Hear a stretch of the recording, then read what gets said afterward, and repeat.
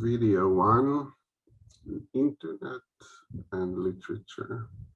There are several ways you could approach the connection between literature and the internet. I will mention a few of them, and in the next video, focus on one that I think is most pertinent for the course. One way you could approach this subject is thematic. That is, how does literature depict the internet? This is a very rich topic. Science fiction has been depicting and questioning what the worldwide communication would be like and mean for humanity even before the internet has became a household word. Since the internet has become part of our everyday life, authors want to depict the world as it is today and need to face the internet. But I'm not going to go into that at all. Another direction you can talk about when you talk about the internet is how it affects traditional literature. How did it transform what literature was before the internet? I'll say a little more about this issue. The internet had a huge impact on how people find and buy the literature they want to read. Compared to other products, books are relatively easy to sell online. Indeed, Amazon, which today sells everything and maybe owns almost everything, started out in the 1990s by selling books. Online bookstores can hold a much larger catalog of books than physical bookstores, even some libraries. So older books and books with a smaller audience are more easily available on the internet and through the internet. The internet also opened up a world of electronic books. From the very early days of the internet, there was an effort to bring text in the public domain to the internet for free. The public domain includes works of art that were never copyrighted or whose copyright has expired. That is to say, the right to make money out of them does not belong to a single person or company. These works mostly include older books whose authors died more than 70 years ago.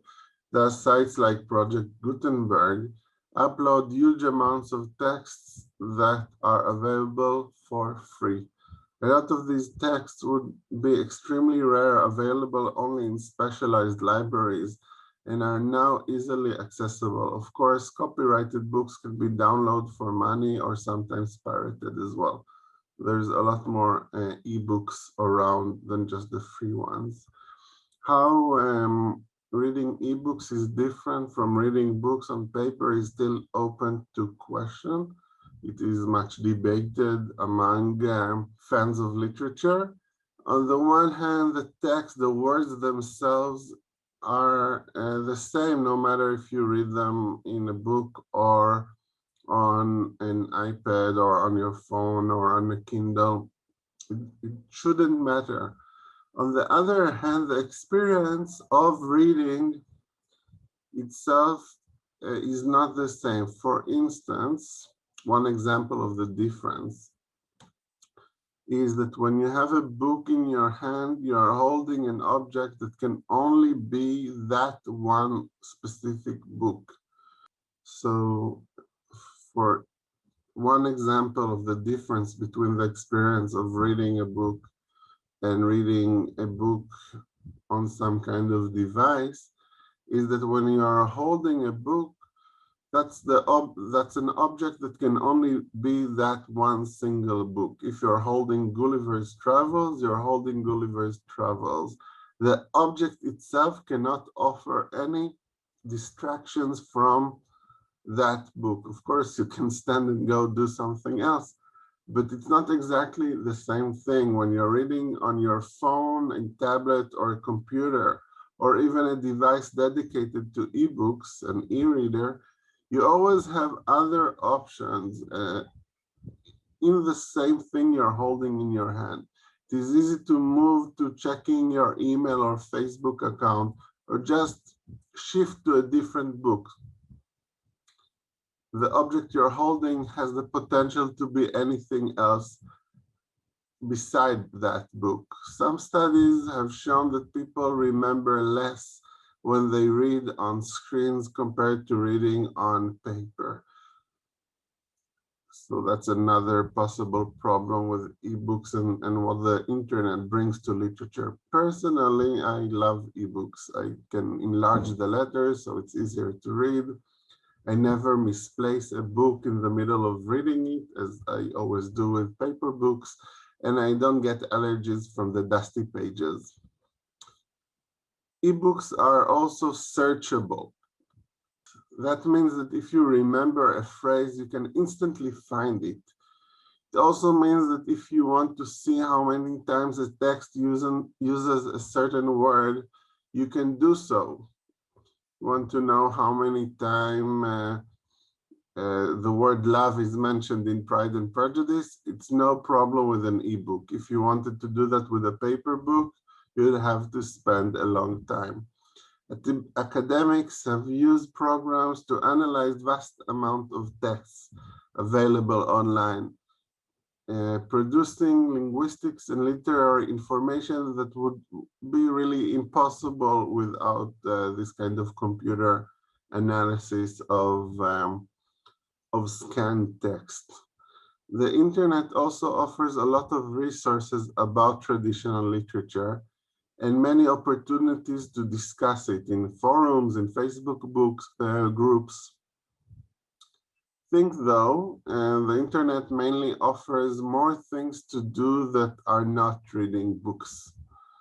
That's the main impact that the internet has on literature. It offers other things other than literature in our culture. Thus, the web participates in a trend that started before the web of displacing literature from its role as a central part of our culture and entertainment and putting it into something that is a little more specialized. Another thing we can talk about with the internet and literature is new forms of literature that are native to the web, that could not exist outside of the electronic media and outside the connection to the internet.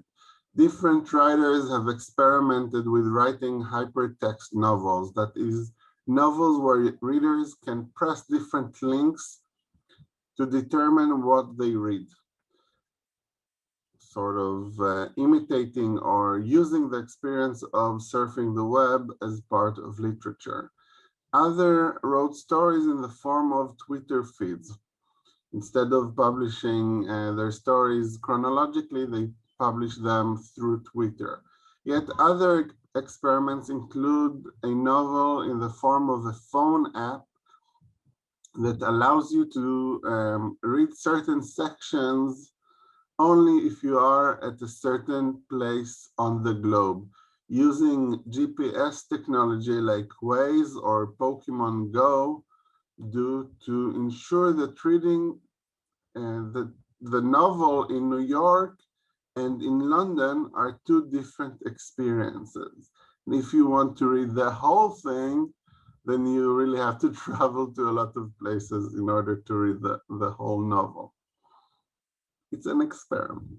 For the most part, though, these experiments may be great as food for thought, but they have not quite caught on yet for the general cultural or literary field. It's not like they're going to replace the traditional novel anytime soon.